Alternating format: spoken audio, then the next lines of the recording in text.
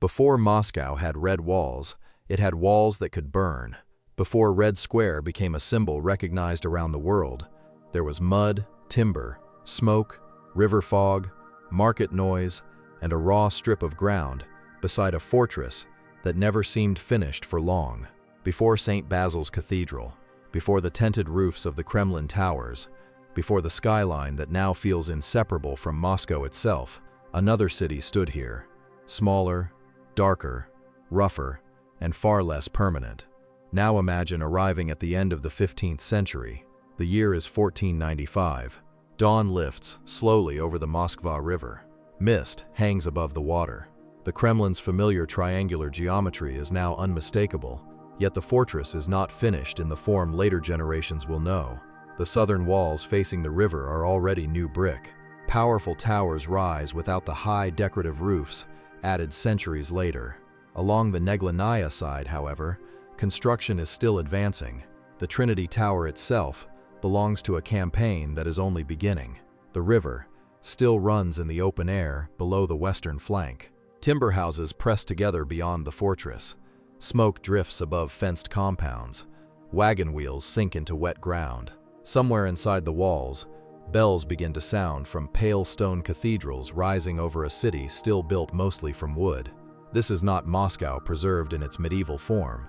This is Moscow, caught in the act of becoming something else, and that distinction changes everything.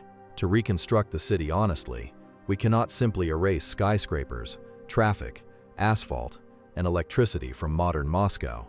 We have to remove later churches, later tower roofs, later squares, later embankments, later street lines, then keep going, down through brick, through limestone, through ash, through waterlogged timber, through the traces of houses that burned, roads that shifted, walls that were dismantled, and courtyards that vanished beneath newer ones.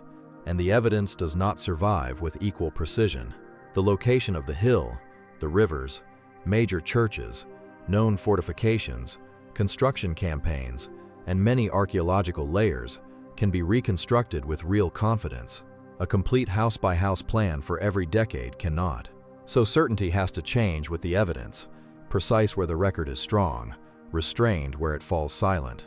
Only then does the capital begin to disappear, and in its place emerges a fortified settlement on a wooded river hill. The story begins not with a ruler, but with geography.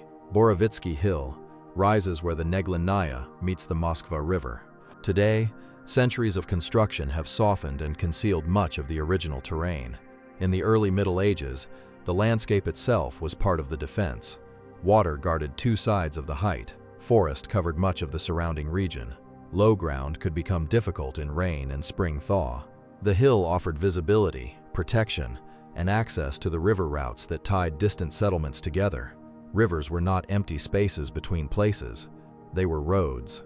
Through connected waterways, people, goods, tribute, messages, and military forces moved toward the Oka, the Volga, and the wider network of northeastern Rus. Moscow's later rise would depend on dynasty, warfare, religion, political calculation, and extraordinary persistence. But none of those forces could matter until there was a location worth holding. This one was. The first known written mention of Moscow appears in 1147, when a chronicle records Prince Yuri Dolgoruki inviting Prince Sviatoslav Olgovich to meet him there. That date became the traditional birthday of Moscow. But the chronicle never says a city was founded in 1147. It describes a place that already exists. That single detail changes the scene completely. The story begins not with a founding ceremony, but with a settlement already alive enough to enter the record. Archaeology pushes the human presence on Borovitsky Hill further back, with evidence of a Slavic settlement around the turn of the 11th and 12th centuries. The exact relationship between those earliest occupation layers and the Moscow named in the chronicle cannot be reconstructed in perfect detail. So the most accurate beginning is not a ceremonial founding scene with one prince, one date, and one dramatic command. Moscow enters history already in progress. In 1156, a later chronicle associates Yuri Dolgoruki with the construction of a fortress here. Its exact appearance cannot be recovered with certainty. No plan survives that would let us place every gate, tower, house, or lane. Archaeology and historical study preserve only part of the picture. What can be reconstructed more securely is the broad defensive logic: timber fortifications, earthworks, ditches, and a protected area occupying only part of the hill enclosed by the modern Kremlin. This first Moscow was not a miniature version of the future capital. There was no red brick skyline waiting to happen, no grand square, no monumental urban plan stretching into the distance. There was a fortified settlement in a contested border region, surrounded by forest, fields, riverbanks, and smaller communities. Log buildings dominated the built environment. Roofs, fences, workshops, barns, storehouses, and dwellings were made largely from the material that stood almost everywhere around the town. Wood made Moscow possible, and wood made Moscow vulnerable. Fire would become one of the most powerful forces shaping the city. In a dense medieval timber settlement, flame did not merely scar walls. It could erase entire streets, courtyards, workshops, churches, fences, roofs, storage sheds, and the boundaries by which people understood their neighborhood. After a major fire, a city did not always return exactly as it had been. A lane could shift, a courtyard could expand, a structure could be replaced in another position. New timber could rise directly above charred remains. In Moscow, destruction was repeatedly followed, not by restoration, but by revision. Then came destruction, on a scale no accidental urban fire could match. In the winter of 1238, during the Mongol invasion of northeastern Rus, the forces of Batu Khan took Moscow. The settlement was burned and devastated.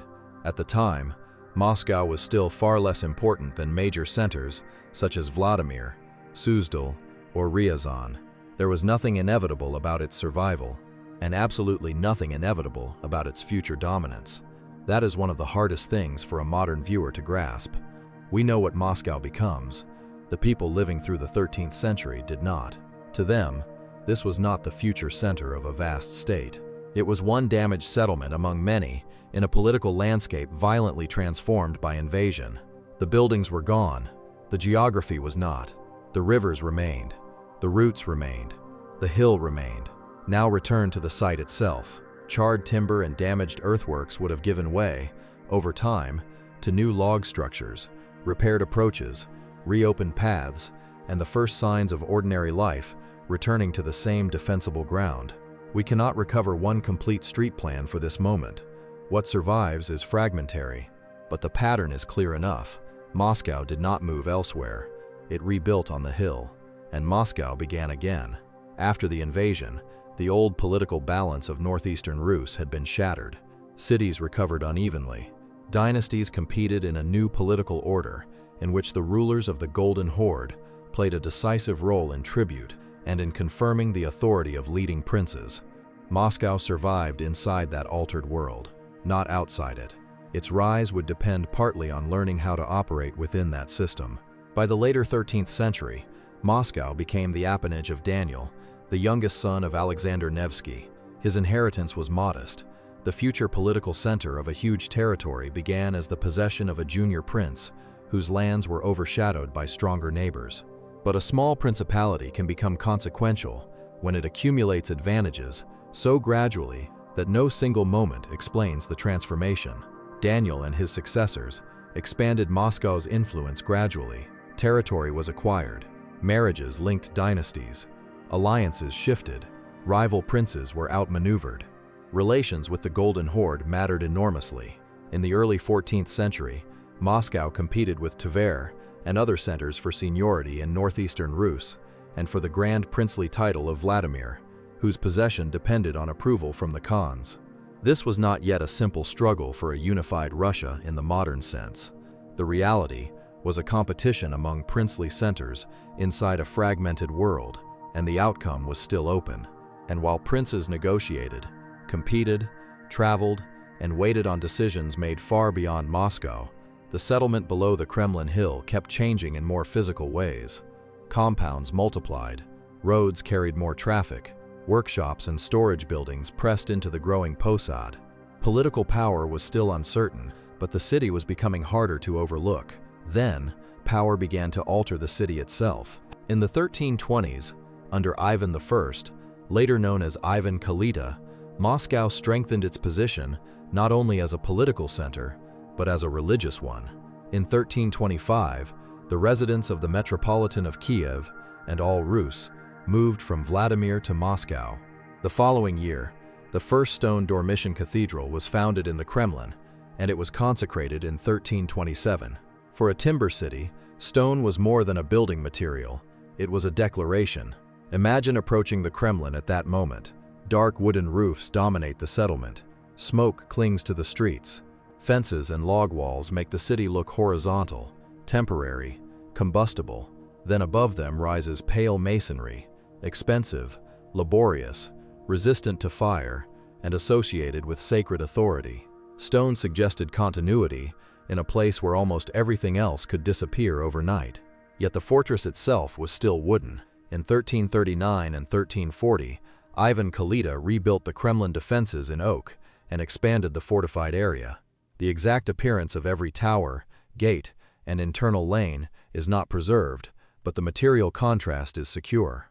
By around 1340, massive timber defenses enclosed princely courts and clerical compounds, while pale stone churches rose above them. From outside the walls, Moscow would still have read first as a wooden fortress, but one with a new stone center beginning to command the skyline. And inside those walls, life was not ceremonial in the modern sense. The Kremlin was a working, fortified center. Households, storehouses, workshops, stables, churches, offices, servants, clerics, guards, animals, carts, deliveries, repairs, construction, and refuse all existed within the same defended space. Power did not stand apart from ordinary urban life. It was packed inside it. Beyond the walls, Moscow continued to spread. To the east and southeast, the Posad, the merchant and artisan settlement outside the fortress walls, grew around trade, craft, roads, and river access. Archaeology in districts, such as Zaryadye, preserves traces of medieval occupation connected with commerce and production. Wooden buildings stood close together, paths were repaired, replaced, and sometimes buried beneath later surfaces. Pottery, leather, tools, metal objects, imported ceramics, and fragments of wooden structures survived where the streets themselves did not, and some of those objects carry a much larger story. Popular images of medieval Moscow can make the city seem isolated, a dark northern settlement, cut off from distant worlds. The archaeology says otherwise. Excavated layers contain evidence of connections extending beyond the immediate region, including Byzantine amphora fragments from the 12th and 13th centuries and Golden Horde ceramics from the 14th. These finds do not mean that every Muscovite lived among imported luxuries.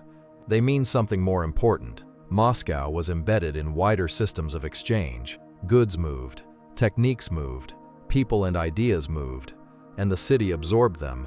But every new building, every workshop, every house pushed timber density higher, and density turned fire into an urban force. In 1365, a major fire devastated Moscow. Soon afterward, Prince Dmitry, later known as Dmitry Donskoy, ordered a transformation no earlier ruler of Moscow had attempted on the same scale. The Kremlin would be rebuilt in stone. In 1367 and 1368, white limestone walls and towers rose around the fortress. The protected territory expanded close to the scale of the later Kremlin. Moscow acquired a new visual identity, so powerful that it survived in memory long after those medieval walls themselves had disappeared. White stone Moscow. The phrase sounds poetic now. In the 14th century, it was strategic as well. Imagine the visual shock. For generations, the dominant defensive material had been timber. Now pale limestone walls and towers rose above river approaches and wooden suburbs. The city beyond them remained combustible, irregular, and crowded. The fortress at its center had become something else. The new defenses were tested almost immediately. In 1368, and again in 1370, forces led by Grand Duke Algirdas of Lithuania reached Moscow. They failed to take the Kremlin, but the suburbs outside the walls remained exposed, and that contrast tells us more about the medieval city than any perfectly ordered image ever could. Moscow was not one protected object. At its center stood a hardened core, surrounded by a far larger and more vulnerable body of timber. A person living only a short distance from the fortress walls could experience war very differently from someone protected inside them. In 1380, Dmitri's forces fought Mamai at the Battle of Kulikovo. The victory became one of the most powerful episodes in later Russian historical memory, but it did not end Mongol political power, and it did not make Moscow suddenly independent from the horde. The next shock came only 2 years later. In 1382, Khan Tokhtamysh reached Moscow. The stone Kremlin could not simply be overwhelmed by direct assault. According to the chronicles, the defenders were deceived into opening the gates. The city was then captured, sacked, and burned. The contrast is brutal. Kulikovo had shown that Moscow could challenge a powerful enemy in the field. 1382 showed that victory did not erase vulnerability. So the deeper story of Moscow was never one of uninterrupted triumph. It was the ability to return after catastrophe, construction, fire, attack, rebuilding, expansion. Again and again, the city repeated the cycle, but rarely at exactly the same scale. By the 15th century, Moscow was denser, wealthier, more politically important, and increasingly filled with churches and princely compounds. Yet it remained overwhelmingly wooden. Any version that makes the city look too permanent immediately becomes misleading. The deeper change was cumulative. A lane could shift, a courtyard boundary could move, timber paving could be laid over an older surface, a chapel might return in another form, a household compound could expand into ground that had belonged to something else. New construction repeatedly altered the map inherited from the previous generation. Ancient Moscow was not one city frozen in time. It was many successive cities compressed onto the same ground. Then came Ivan III. He became Grand Prince in 1462, and under his rule the political scale of Moscow changed dramatically. Novgorod was incorporated in 1478.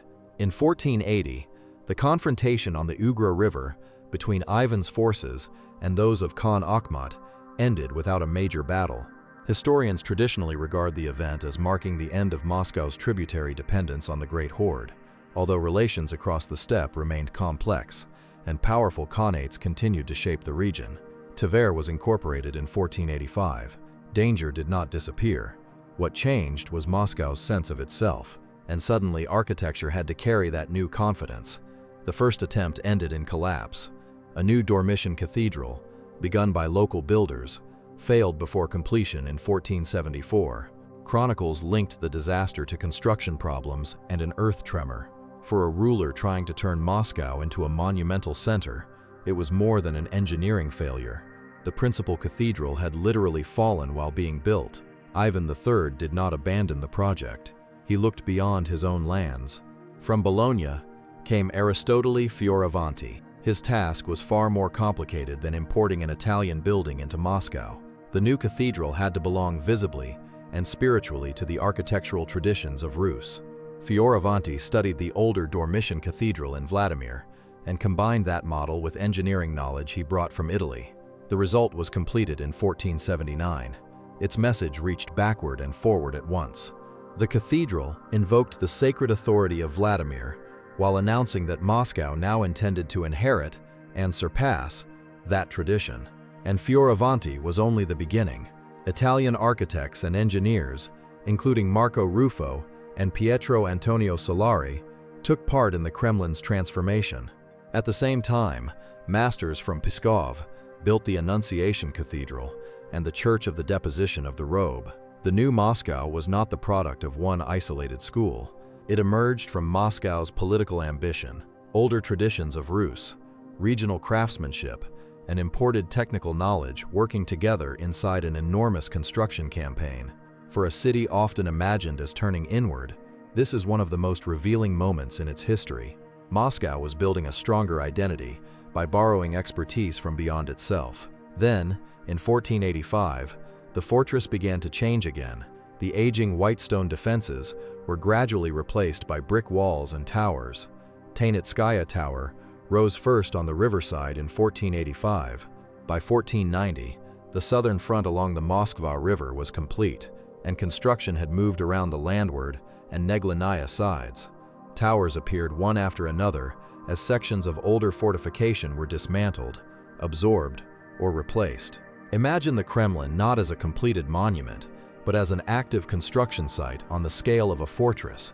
Piles of brick and stone, scaffolding, old masonry being broken out, new curtain walls climbing upward, carts bringing material to working yards, craftsmen moving between finished structures and sections still under construction, noise carrying across the water, and keep the geography in view. To the south lies the Moskva River, already faced by the new brick fortress.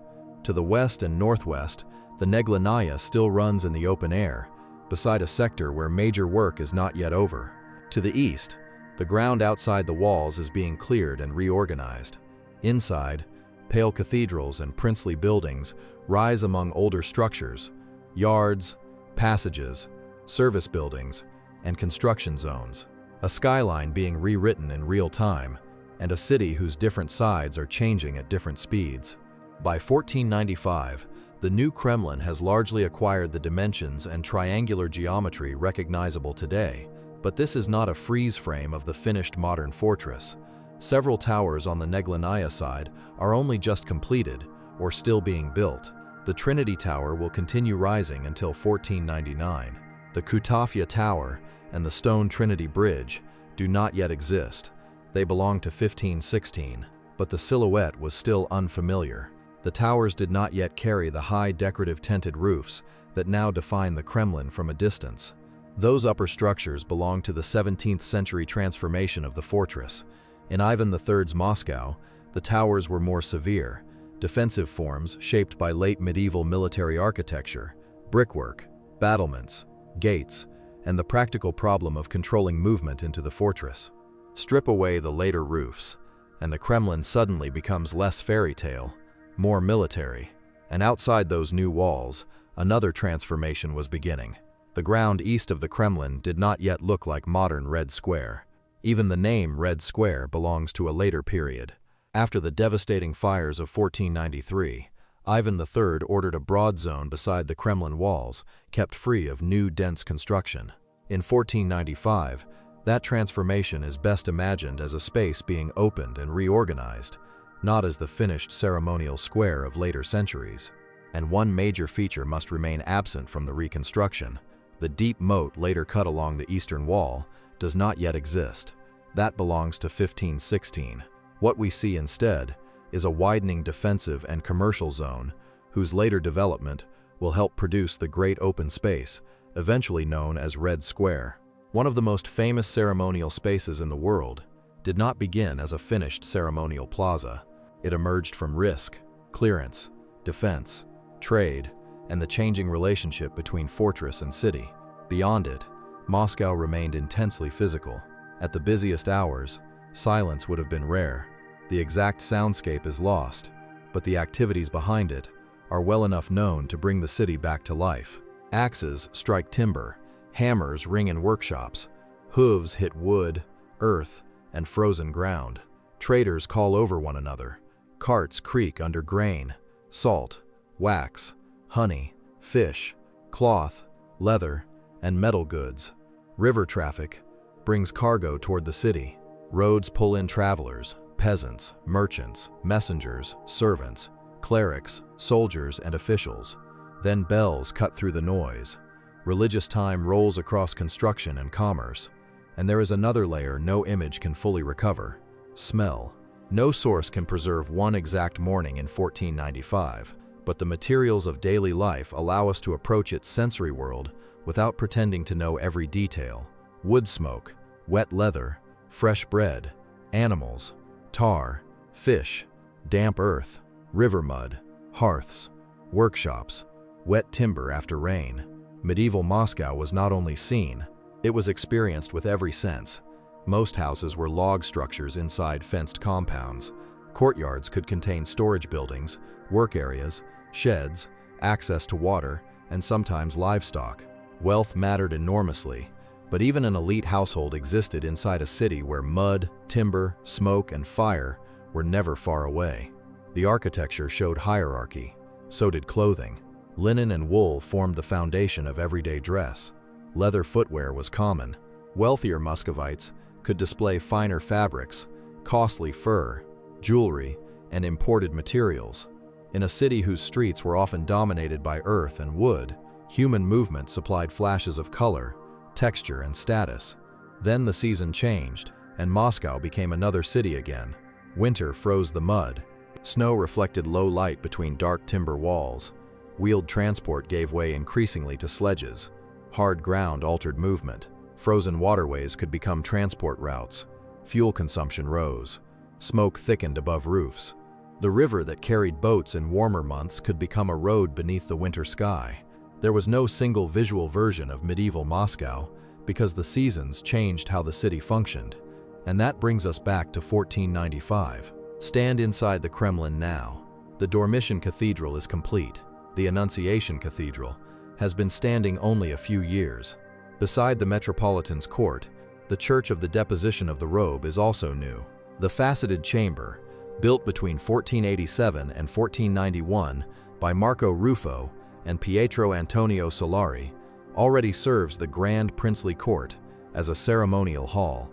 Around these finished monuments, however, older buildings, service yards, palace construction, temporary works, and surviving timber structures prevent Cathedral Square and the surrounding Kremlin from looking like a polished museum ensemble. New brick walls and towers project authority on a scale the earlier oak fortress could never have achieved. For a moment, the transformation seems almost complete. Then look at what is missing. The present Archangel Cathedral does not yet exist. It will be built from 1505 to 1508. The Ivan the Great bell tower has not yet risen over Cathedral Square. Its construction also begins in 1505. St. Basil's Cathedral is still more than half a century in the future. Several buildings and silhouettes that modern visitors instinctively expect simply are not there. Even parts of Ivan III's own palace complex are still developing, and fire has not stopped interfering. Two destructive fires in 1493 disrupted construction inside the Kremlin. Palace work slowed. Damaged areas had to be rebuilt. New construction continued into the opening years of the 16th century. So even at the moment when Moscow is becoming a monumental capital, the old rhythm has not disappeared. Build, burn, rebuild. That unfinished quality is not a flaw in the picture. It may be the most truthful thing about it. People in medieval Moscow did not walk through historic Moscow. They moved through building sites, scorched plots, old walls being dismantled, foundations for structures not yet finished, temporary fences, newly repaired streets, and neighborhoods whose appearance could change within a lifetime. To them, the city was not heritage. It was work in progress. Archaeology makes that instability visible.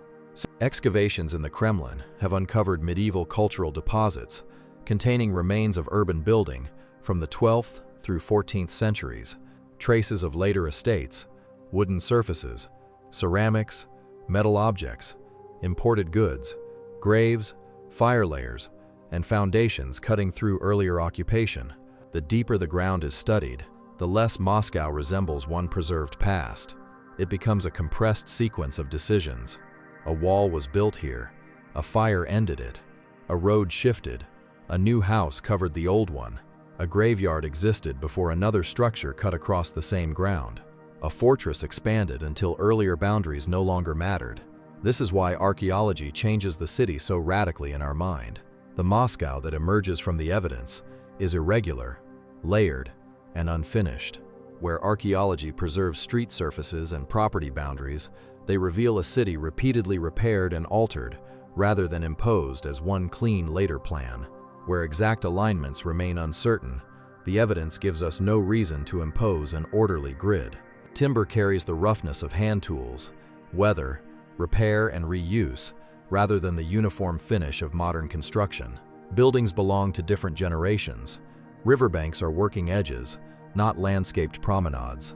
Kremlin towers remain without the later roofs that memory tries to place on them. Later additions still belong to the future.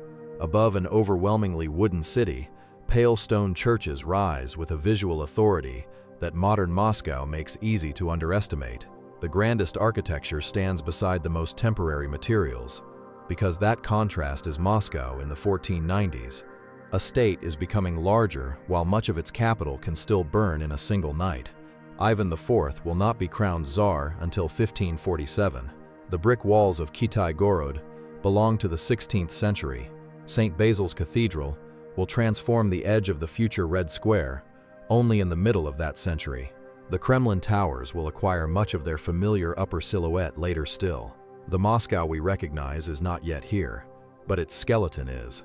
By the end of Ivan III's reign, the essential geometry of the future capital is already emerging. A political fortress dominates the hill. A sacred center occupies its heart. Trade presses toward the eastern gates. Roads and rivers draw surrounding settlements toward the urban core.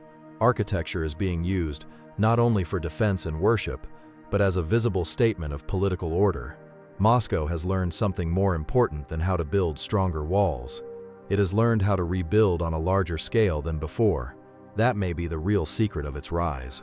Not invulnerability. Moscow was burned repeatedly. Not uninterrupted victory. Its princes lost, negotiated, paid tribute, depended on alliances, and operated within political systems they did not control completely. Not isolation. The city absorbed objects, techniques, craftsmen, and ideas from beyond its own borders. Its advantage came from accumulation. A useful location became a princely center. A princely center became a religious center. A religious center became the seat of expanding political power. And each rebuilding did more than replace what had disappeared. It enlarged the claim Moscow was making about itself. That may be the larger lesson hidden in the archaeology. Moscow endured not by remaining unchanged, but by carrying fragments of what came before into something larger, denser, and politically different. By 1495, that process can be seen from the river. Dusk settles over the Moskva. From the south, the new brick wall already presents a formidable, largely completed front above the water. Pale cathedrals hold the last light inside the fortress. Beyond the walls, smoke rises from a timber city, spreading through markets, compounds, lanes, roads, and river landings. Turn toward the Neglinaya side, and the picture changes. The river still flows beneath the open sky, and late stages of fortress construction remain part of the landscape. The towers are lower and harsher than memory expects. East of the Kremlin, the cleared ground is still a transitional urban space, rather than the square later generations will recognize. The skyline is defined as much by absence as by presence. No one standing there can see what comes next. They cannot see the colored domes that will rise beyond the eastern wall. The familiar silhouette of the Kremlin towers still lies centuries ahead. The riverbanks will be reshaped, the Neglinaya eventually hidden, streets paved, wooden districts replaced again and again, until the medieval fortress becomes only the center of something almost unimaginably larger. Nothing in the view yet resembles the global image Moscow will one day become, but the future city is already hidden inside this one. Its center has been fixed by geography. Its political gravity is increasing. Its sacred architecture is becoming monumental.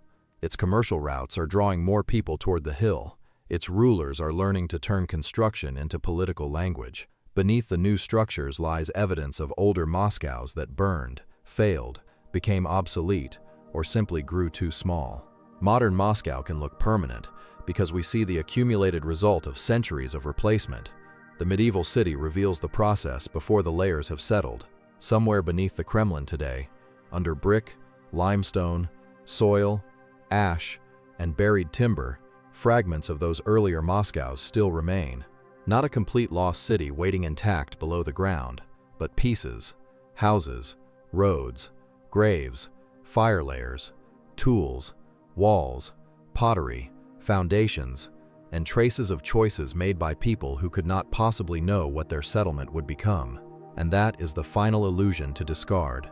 The people moving through Moscow in 1495 were not walking through the prologue to a legend. They were living in the present, rebuilding after the last disaster, preparing for winter, protecting a courtyard, opening a shop, repairing a roof, raising a church, strengthening a gate, dragging timber through mud, listening for bells above the noise of the market.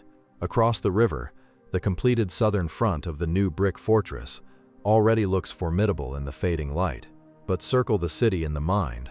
and the illusion of completion breaks apart. Along the Neglinaya side, work continues.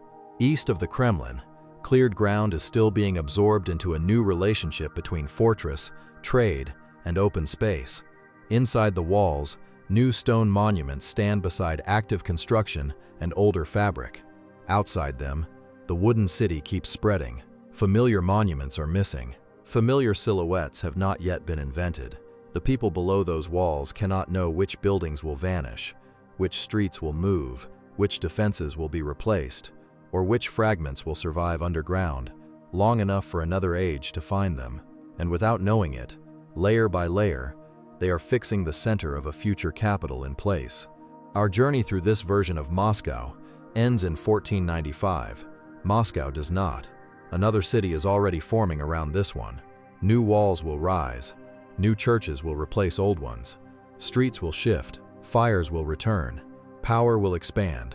The skyline will change again and again. And beneath every Moscow that follows, traces of an older one will remain, not preserved intact, but buried in fragments, altered by every generation, and waiting to be found.